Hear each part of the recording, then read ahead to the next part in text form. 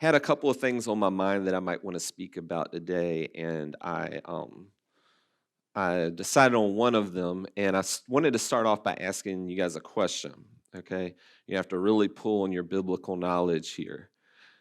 How many of each type of animal did Moses take on the ark? It's a trick question. Moses didn't take any animals on the ark. That was Noah. So anyway, that's my message today is on Noah. Somebody told me that joke a long time ago, and it got me because I was trying to be all like biblical knowledge and spiritual and answer the question perfectly. I think I said like two of most animals, then seven of some of the other ones, and they're like looking at me, and I'm like, "What?" And they're like, "No." So anyway, I just wanted to tell that bad joke just to kind of start things off. And so the plan was for me with Noah was to go through the story and then maybe find some really deep spiritual truths to bring out. And this week it just didn't work out that way. Things got really crazy, and I really felt like God was just saying, this is just one of those stories I'd like you to kind of go over, remind people of, because I think Pastor Rick did Jonah last week, and so I'm going to be doing Noah today. And so I've just found that sometimes just going back through those old stories that we may have heard of as kids or in Sunday school or something like that is very beneficial, because sometimes when we first heard those stories, we were at a much different place in our lives than we are now. And so I just wanted to kind of go over the story with you guys and kind of bring out a few things that stuck out to me. And there's one kind of overarching principle I want to share with you guys today that I got out of this story. So we'll go ahead and get started with prayer. Dear Lord, I just pray that you'll give me the words to speak this morning, and I pray that your message will be communicated to the people who are in attendance here today, and any that may, watch online in the future. And I pray, Lord, that you'll just give me clarity, and I pray that your Holy Spirit would be here to speak to those in attendance. In Jesus' name, amen. All right, so have you ever been asked to do something that made no sense at all? It might have seemed impossible in scope, and maybe it would require great sacrifice of your money, your time, or your things. One of those types of decisions that may also be a decision or a challenge or whatever that might even redefine the entire purpose of your life. Personally, I've had some of those things that have challenged me along the way. Some had to do with work or career. Maybe I was starting a new job that seemed really undoable for me or out of my comfort zone, or maybe it was a project that was laid out that I was very, nervous about. Other of those things have been with parenting and family, like when we had decided to have kids. That was one of those challenges that I wasn't sure I was ready for, but we trusted that God was going to take care of us. And then some of them were spiritual in nature, like just coming up to speak in front of you today. That's a challenge. That's something that kind of I was faced with, that I had to decide what God wanted me to do, and if I felt like it's what he wanted me to do, I had to trust that he was going to give me the ability to do that.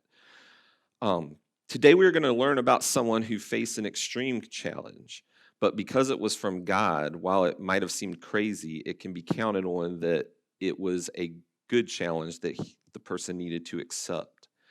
And we find this story in Genesis, and it starts kind of in Genesis 5, talking about Noah, and then goes into chapters 9 and 10. We're going to focus on chapters 6 through 9. And as I was reading through, like I said, when I was trying to think of what deep spiritual thing am I going to pull out of this, I realized you could preach a whole series of sermons on those chapters. But today, like I said, I just want to do an overview of the story and learn a few lessons about it. I first started kind of thinking about Noah when I think it was a few months ago. I'd heard some different people talk about the Ark encounter, and they had gone to visit that and said it was really awesome. And so that's something I had talked to my wife Heather about, and it's something we would like to maybe try to do this summer. And it sounded like it was a really cool thing. So that kind of got me started thinking about them. And then when I was asked to speak, that was kind of already on my mind and something I'd already been really kind of meditating about and thinking about. And like I said, anytime I think we can rehash some of those stories, it can be beneficial to us. So if you have your Bibles, you can turn to Genesis chapter 6. We're going to have the verses on the screen. And so we're just going to jump right into it and talk about Noah. And so in verse 6, starting with verse 5, we could get that slide up. Next slide. Is it working back there? Okay. All right. Well, I'll read it to you and just follow along in the scripture. If you can get that back up at some point, Daniel, that would be great. Just let me know. So Genesis chapter 6, verse 5, it says, "Then the Lord saw that the wickedness of mankind was great on the earth, and that every intent of the thoughts of their hearts was only evil continually. So the Lord was sorry that he made mankind on the earth, and he was grieved in his heart. Then the Lord said, I will wipe out mankind who I have created from the face of the land, mankind and animals as well, and crawling things and the birds of the sky. For I am sorry that I have made them. But Noah found favor in the eyes of the Lord. These are the records of the generations of Noah. Noah was a righteous man, blameless in his generation. Noah walked with God, and Noah fathered 3 sons, Shem, Ham, and Japheth. Now the earth was corrupt in the sight of God, and the earth was filled with violence. And God looked on the earth, and behold, it was corrupt, for humanity had corrupted its way upon the earth. So when you hear the description of those days, a lot of what you're hearing is that there was violence in the earth, it was corrupt, it was wicked, people were just doing what they want. And I'm thinking to myself, that sounds a lot like where we're at today in our world and our culture. And so it was very, discouraging to me. But then it said that there was this one guy, Noah, who walked with God and knew God and was blameless in his generation. And so that part kind of made me think, well, maybe we're not quite there yet to where there's just one, person left on earth who's righteous enough to save. But at the same time, it got me to think, what if he just fell in with everyone else? Or what if he wasn't ready for the challenge? What would have happened then? But the other thing that I noticed is that these verses really show us God's mercy and character in that the fact that he could have just destroyed the earth and been done with it at that point. But he did see one person who he felt he could trust with this task of saving all the living things from total destruction. And so that's one of my first questions is, would you have been a Noah, or are you a Noah now? Are you walking with God in a way that if, it came down to it and God had this awesome plan to save the world and he was relying on you, would you be ready for that challenge? We never know when God is going to call us to do something extraordinary or choose us to make a difference in the world. We should, all be making sure that when the time comes, we are ready and in favor with God. So then continuing the story. Oh, great, it's up. So let's do Genesis 6, 13 through 16. Then God said to Noah, the end of humanity has come before me, for the earth is filled with violence because of people. And behold, I am about to destroy them with the earth. Make for yourself an ark of gopher wood. You shall make the ark with compartments and cover it inside and out with pitch. This is how you shall make it. The length of the ark shall be 300 cubits, its width 50 cubits, and its height 30 cubits. You shall make a window for the ark and finish it to a cubit from the top and put the door of the ark on the side. You shall make it with a lower, second, and third deck. So just to give you an idea of the dimensions of this ark, that 300 cubits, from what I was reading, could be anywhere from about 450 to 510, 15 feet or so. 50 cubits, and that's the length. The width, 50 cubits, would be about 85 feet, somewhere in that range. And then 30 cubits would be around the 50-foot range, and that's the height of the ark. And to me, this is one of the most interesting parts of the story. I'm a math, technical, like-minded person. And just the fact that of the way he laid out the dimensions of the ark, and from what I was reading, the ratio there of the width to height to length is a ratio that was used in modern shipbuilding up through into the early 1900s. And so the fact that here it is, God lays out these dimensions for the ark to Noah, thousands and thousands of years ago, and those exact dimensions are what people used, as recently as a couple of hundred years ago, is pretty amazing to me and pretty awesome. And he reveals the plan to destroy humanity. He tells them to make the ark out of gopher wood, gives them the dimensions, and I just am thinking, if as Noah's hearing this, it must have been overwhelming for him to think about, making something this size. They didn't have, a lumber mill that they could just go get the materials for. He was going to have to chop down the trees. He was going to have to cut the boards, all those things. And the other thing about it is he was about 500 years old at this time. And so I know that, the way their bodies probably matured, obviously, the fact that he was 500 are different than they are today, but still, he was kind of an old man. And so, I found that kind of interesting when I looked at it. And so then, like I said, I was looking at that ark encounter, and there were a couple of facts I found on their website, like just to give you an idea of the scale of the ark that I thought were fairly interesting. And so, how long was the ark? It says at approximately 510 feet long, it would take nearly 1.5 football fields to equal the ark's length. That is big enough that NASA could lay 3 space shuttles nose to tail on the ark's roof. And unfortunately, with the background, it's kind of hard to see, but the ark extends a little bit past the back of those shuttles and a little bit past the front. Okay, next fact.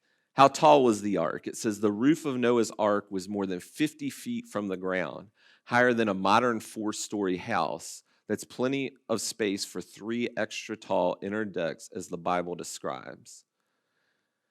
And then the ark had the same storage capacity as about 450 standard semi-trailers. A standard livestock trailer holds about 250 sheep, so the ark had the capacity to hold at least 120,000 sheep. And then, is it the biggest wooden ship ever? It said few wooden ships have ever come close to the size of Noah's ark. One possible challenger is the Chinese treasure ship of Zhang He in the 1400s, and then there was also a contender in ancient Greek, Trireme Tesseronteris, I guess is how you pronounce that. And the ark is near the maximum size known to be possible for a wooden vessel. And so I found that pretty interesting as well, that it's even close to theoretically the maximum dimensions for a ship. And like I said, that was given to Noah all those thousands of years ago. And then just another interesting fact I was reading on their website, it says that the replica of the ark that they have that's to scale is actually the biggest timber framed building in the world. So I found that to be pretty awesome. All right, let's continue with the story. And so it says, yep, there we go. Oh yeah, I forgot. This was a picture that they did, I guess, and I think it's probably been enhanced with the colors, but that kind of shows you that model ark that they have, like how big it is compared to the building beside it and all that stuff. So it's the ark was pretty huge and pretty awesome. All right, Genesis is starting in verse 17. It says, "Now behold, I myself am bringing the flood of water upon the earth to destroy all flesh in which there is the breath of life. From under heaven, everything that is on the earth shall perish.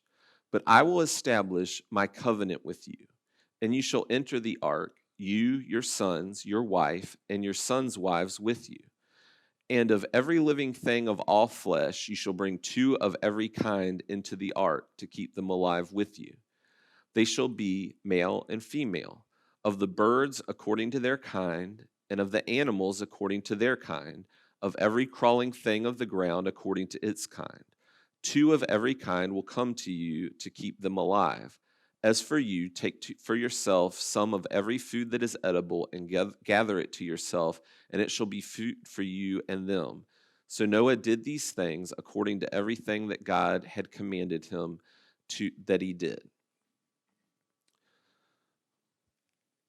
Okay, so here God finishes telling him this plan. He tells him he wants him to build this ark because he's going to bring a flood of water onto the earth to destroy it. And he wants Noah to put two of every animal in the ark with him and his family to save them from death and destruction. So can you imagine what Noah must have been thinking at this point? Not only is he having to build this huge ship, but God's telling him that two of every animal is going to come to him for expecting him to keep them alive. It's a lot of responsibility. But that last verse, it said, so Noah did these things according to everything that God had commanded him. And so that brings me to one of the points that I wanted to make. The first one was the one I had talked about earlier when the slides weren't working, so I kind of skipped over it. But the first one was when the time comes for God to use us for something great, we need to make sure we are ready and in favor with God. But that second one is faith and obedience are required when God reveals his plans for our lives. And so, when we finally get the plan, we're ready, we've prepared ourselves, we're walking in favor with God. When God gives us something to do that might stretch us or bring us out of our comfort zone, like Noah, we need to make sure that we are ready, or that we are ready to obey him and have the faith that he's going to pull through and help us accomplish the plan that he's laid before us. And this is true whether his plan for you is to save your family and all the animal species that have breath from a worldwide destruction. And it's true when God just speaks to you in that small voice that he wants you to invite your neighbor to church, or if you're a child or an adult, even when he's asking you to honor your father and your mother, or a wife to submit to their husband, or a husband to love his wife as Christ loves the church, or to give something to the homeless man on the side of the road. Whenever God gives us those things to do, whether they're big or small, it requires our faith that it is from God and our obedience to him to actually do it, even if it's something that might be a little scary or we don't understand the big picture.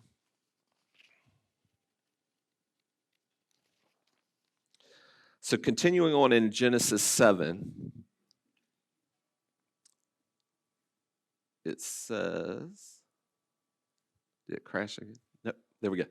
Then the Lord said to Noah, enter the ark, you and all your household, for you alone I have seen to be righteous before me in this generation. You shall take with you 7 pairs of every clean animal, a male and his female, and 2 of the animals that are not clean, a male and his female. Also of the birds of the sky, 7 pairs, male and female, to keep their offspring alive on the face of all the earth. For after 7 more days I will send rain on the earth for 40 days and 40 nights, and I will wipe out from the face of the land every living thing that I have made. So Noah acted in accordance with everything the Lord had commanded him. So in these verses, God throws in an extra little wrinkle that not only does he need to bring 2 of every animal, but for clean animals and birds, he's to bring 7 pairs. And so that I remember as a kid, I was always interested in, I wonder which animals were 7 and which weren't. Well, when it's talking about clean animals, it's talking about a clean animal according to the law of Moses. And the clean animals were the animals that they used for sacrifices and that they could eat. The unclean animals they could not eat. And so it's thought that they were to bring 7 pairs of the clean animals because number one, they would be able to eat those clean animals if they needed to while they were in the ark. And then after they got out of the ark, they would need animals for sacrifices. And so you want to make sure they had plenty of those clean animals for food and for sacrifices, and as well as to repopulate the earth once they got out of the ark. So let's continue. Noah was 600 years old when the flood of water came upon the earth. Then Noah and his sons, his wife, and his sons' wives with him entered the ark because of the waters of the flood. Of clean animals and animals that are not clean, and birds and everything that crawls on the ground, they all went into the ark to Noah by twos, male and female, as God had commanded Noah. Now it came about after the 7 days that the waters of the flood came upon the earth in the 600th year of Noah's life, in the second month, on the 17th day of the month. On that day, all the fountains of the deep burst open, and the floodgates of the sky were open, and the rain fell upon the earth for 40 days and 40 nights. Now, jumping to verse 17, it says, Then the flood came upon the earth for 40 days, and the water increased and lifted up the ark, so that it rose above the earth. The water prevailed and increased greatly upon the earth, and the ark floated on the surface of the water. And the water prevailed more and more upon the earth, so that all the high mountains everywhere under the heavens were covered. The water prevailed 15 cubits higher, and the mountains were covered. So all creatures that moved upon the earth perished, birds, livestock, animals, and every swarming thing that swarms upon the earth. And all mankind, of all that was on dry land, all in whose nostrils was the breath of the Spirit of life, died. So he wiped out every living thing that was upon the face of the land, from mankind to animals, to crawling things, and to the birds of the sky. And they were wiped out from the earth. And only Noah was left, together with those that were with him in the ark. The water prevailed upon the earth for 150 days. And so here it is, God's given Noah his plan. Noah built the ark. It could have taken him anywhere from I think I read about 45 to 75 years, probably a maximum of 100. And then the rain finally came. And so I can just imagine how Noah feels. He's acting in faith. He's been obedient up to this point, and then it happens. Okay, just as God said, and it rained for 40 days and 40 nights. It killed everything on the earth, and the ark actually worked. It says that as the rain came and the water rose, that the ark lifted up and saved Noah and his family. And so that brings me to the third point, that God is all-knowing, his plan is perfect, and we can count on it. And so that's one of those things that I know in my life, the longer I've lived, it becomes easier and easier for me to trust in and believe, because I can look back on my life and see times when God gave his plan to me, and it came to pass. And sometimes I obeyed him and went with it, and sometimes I fought against it. But I've noticed every time he says something, it happens. So we can trust God in knowing that he's got it all figured out. And if we follow his plan, it's going to work out best for us. And he was 600 years old when the rain finally came. So that was pretty crazy to think that from the time God gave him the plan, he was about 500 years old till the time that actually happened, 600. That's pretty amazing. And so we can tell that, not only was the plan right and it actually happened the way God said, but he chose Noah, and that was a great choice, because Noah was definitely the right man for the job. All right, so we're going to finish up in chapter 8 now. It says, But God remembered Noah and all the animals and all the livestock that were with him in the ark. And God caused a wind to pass over the earth, and the water subsided. Also the fountains of the deep and the floodgates of the sky were closed, And the rain from the sky was restrained, and the water receded steadily from the earth. And at the end of 150 days, the water decreased. Then in the 7th month, on the 17th day of the month, the ark rested upon the mountains of Ararat. And the water decreased steadily until the 10th month. In the 10th month, on the first day of the month, the tops of the mountains became visible. Then it came about at the end of 40 days that Noah opened up the window of the ark which he had made, and he sent out a raven, and it flew here and there until the water was dried up from the earth. Then he sent out a dove to see if the water was low on the surface of the land, but the dove found no resting place for the sole of its foot. So it returned to him in the ark, for the water was on the surface of all the earth. Then he put out his hand and took it and brought into the ark to himself. So he waited another 7 days longer, and again he sent out the dove from the ark. And the dove came to him in the evening, and behold, in its beak was a fresh olive leaf. So Noah knew that the water was low on the earth. Then he waited another 7 days longer and sent out the dove, but it did not return to him again. Next screen. Then Noah built an altar to the Lord and took some of every clean animal and some of every clean bird and offered burnt offerings on the altar. The Lord smelled the soothing aroma, and the Lord said to himself, I will never again curse the ground on account of man, for the intent of man's heart is evil from his youth, and I will never again destroy every living thing as I have done. While the earth remains, seed time and harvest, cold and heat, summer and winter, and day and night shall not cease.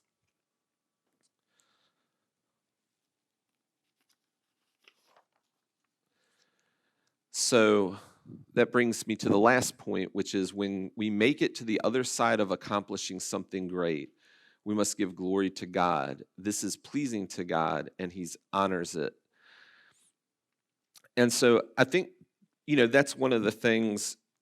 It's sometimes can be easier for us when it's the big things that we know, that we, in our brains, we're thinking we can't accomplish without God. I think sometimes with the smaller things, sometimes it's easier for us to try to take the credit when things go right, even though it might have started out with something God put in our heart. We listen to Him, we obey, and when it's all over with, we think, man, I'm glad that worked out so well. I must have done a really good job. But that's not the way that we need to handle it when we are on the other side. And I put something great, but it can just be anything. When we're the other side of accomplishing anything, we must give glory to God. And so that's what Noah did. Once they got out of the ark, he got some of the clean animals that he had left over. Of course, he wouldn't want to kill his last pair because they need more of them. But he offered those animals in sacrifice and burnt offerings, and God, it pleased God, and then he made that covenant with Noah about not flooding the earth. And so we're going to read just a little more in Genesis 9 where he talks about that covenant. It says, Then God spoke to Noah and to his sons with him, saying, Now behold, I myself am establishing my covenant with you and with your descendants after you, and with every living creature that is with you, the birds, the livestock, and every animal of the earth with you. Of all that comes out of the ark, every animal of the earth, I establish my covenant with you, and all flesh shall never again be eliminated by the waters of a flood, nor shall there again be a flood to destroy the earth, God said. This is the sign of the covenant which I am making between me and you and every living creature that is with you for all future generations. I have set my rainbow in the cloud, and it shall serve as a sign of a covenant between me and the earth. When it comes, and it shall come about when I make a cloud appear over the earth, that the rainbow will be seen in the cloud, and I will remember my covenant, which is between me and you and every living creature of all flesh. And never again shall the water become a flood to destroy all flesh.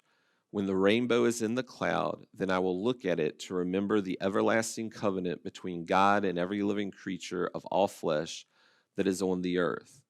And God said to Noah, "This is the sign of the covenant which I have established between me and all flesh that is on the earth." And then at verse 28, it says, Noah lived 350 years after the flood. So all the days of Noah were 950 years total, and he died. And so that's the story of Noah. Some people, question the story as if it's true. And there's been a lot of people who have looked for the ark. There's many who have found things that could be the ark, but there's never been an official, this is definitely the ark, no questions asked. But something else that I found interesting when I was doing some research, I guess there was a website that said, according to a guy by the name of Dr. Dwayne Gish, there's over 270 stories about a catastrophic flood from different cultures around the world. And the stories aren't all exactly the same, and there's some extra stuff added into them that's not necessarily biblical or true, but they all have several of the same themes that, there was a flood, there was a guy, and it even gets it down to, I think there were 8 people in the ark with all the animals, which was Noah, his wife, and then his 3 sons and their 3 wives. And it also, a lot of them have in their stories that it was because the earth was so bad and it angered God, and there was judgment involved. So I found that very interesting. But what makes Noah really an extraordinary man is the fact that he was obedient and faithful to God. And because of that, God used him for an extraordinary plan to cleanse the earth.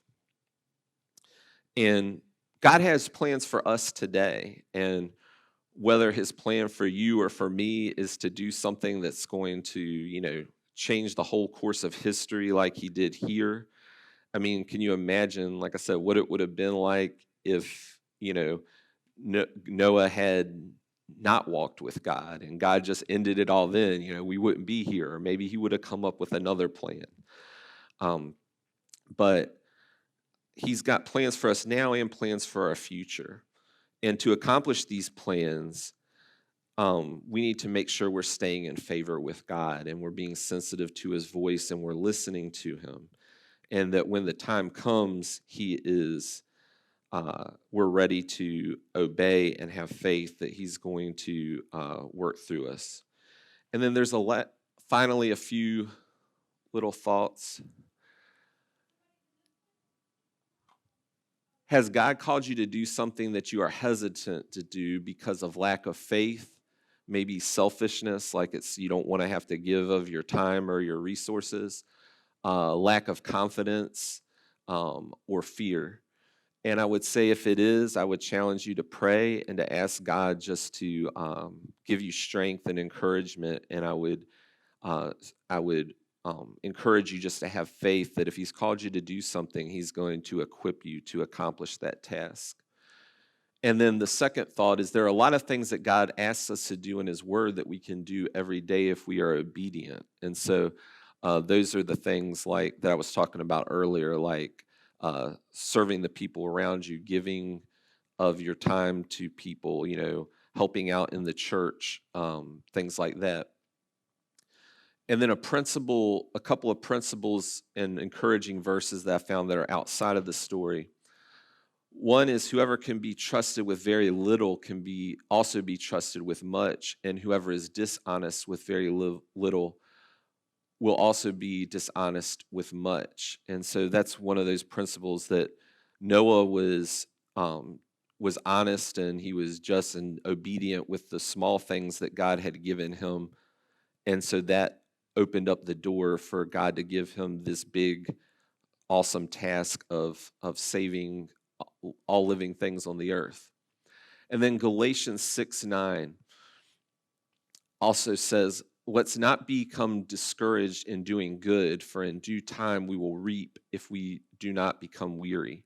And I'm just thinking of those 100 years or so that passed between when God revealed the plan to Noah and when he actually finished it, and the rain came, and the plan was completed.